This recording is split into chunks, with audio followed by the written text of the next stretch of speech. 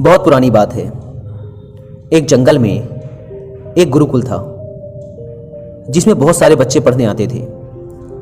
एक बार की बात है, गुरुजी सभी विद्यार्थियों को पढ़ा रहे थे, मगर एक विद्यार्थी ऐसा था जिसे बार बार समझाने पर भी समझ में नहीं आ रहा था।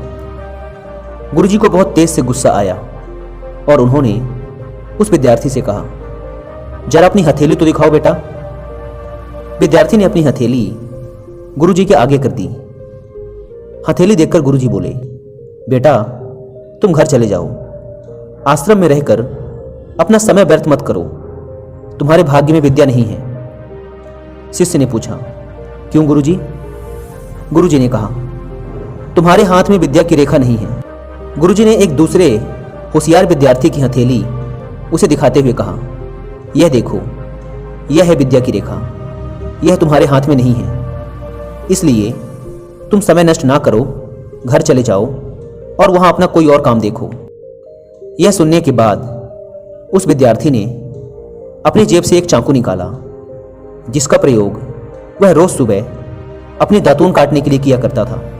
उस चाकू की पैनी नोक से उसने अपने हाथ में एक गहरी लकीर बना दी।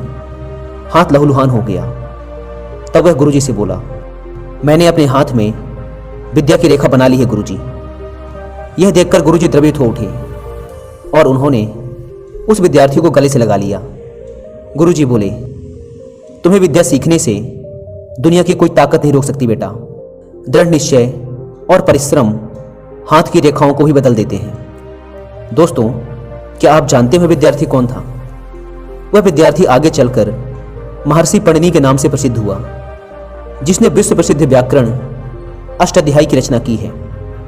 इतनी सदियां बीत जाने के बाद भी, आज 2700 वर्षों बाद भी विश्व की किसी भी भाषा में ऐसा उत्कृष्ट और पूर्ण व्याकरण का ग्रंथ अब तक नहीं बना।